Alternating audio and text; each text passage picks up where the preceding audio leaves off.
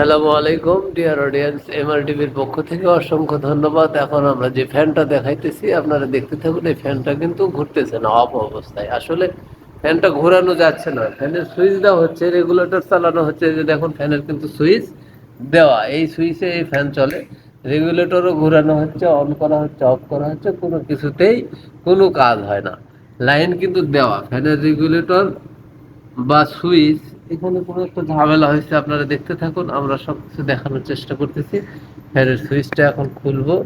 হ্যাঁ, সুইচ বোর্ডটা খুলবো, খুলে দেখবো আসলে কোথায় সমস্যা, রেগুলেটরের সমস্যা নাকি সুইচের সমস্যা। আর যদি এখানে ঠিক থাকে তাহলে ফ্যানের কোনো সমস্যা হইতে পারে।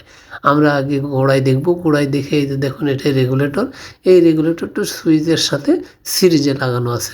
সুইচে আগে পাওয়ারটা আসছে পজিটিভ লাইন, এই পজিটিভ লাইন সুইচের আউটপুট থেকে রেগুলেটরে লাগছে, রেগুলেটর থেকে আমাদের আউটপুট চলে গেছে ফ্যানের গোড়ায়।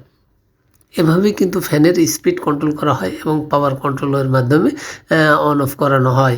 এখানে আমরা রেগুলেটরটা সুইচ থেকে খুলে দিলাম, খুলে দিয়ে রেগুলেটরের আউটপুট আমাদের যে তারের সাথে লাগানো আছে ওই আউটপুটটা ফ্যানে চলে গেছে। এইখান থেকে টেপ খুলে নিয়ে আমরা সুইচের আউটপুটে ডাইরেক্ট করে দেবো। তাহলে আশা করা যায় যেহেতু সুইচের আউটপুট আমরা ঠিক পাইছি, আমরা ফ্যানটা ঘুরাতে পারবো, তবে স্পিড কন্ট্রোল করতে পারবো না। যদি স্পিড কন্ট্রোল করতেই হয় তাহলে বাজার থেকে আমাদের ইনস্ট্যান্ট একটা রেগুলেটর কিনে নিয়ে এসে এই রেগুলেটরটা খুলে ফালায় আমরা আর একটা রেগুলেটর যদি লাগাই দিই তাহলে আমাদের স্পিড কন্ট্রোলও হবে। এখন আমাদের ফ্যান চলবে, অন অফ হবে, কিন্তু হাই স্পিডে চলবে।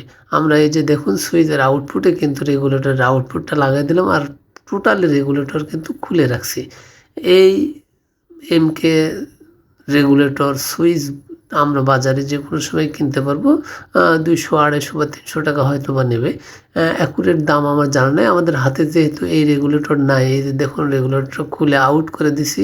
রেগুলেটরের ইনপুট আউটপুট লাল কালো তারে আমরা সুইচের আউটপুটে আমরা এই রেগুলেটরের আউটপুটটা বসাই দিয়ে আমরা টোটাল সার্কিটটা কমপ্লিট করলাম। এখন আমরা সুইচ দিলে ফ্যানটা ঘুরবে।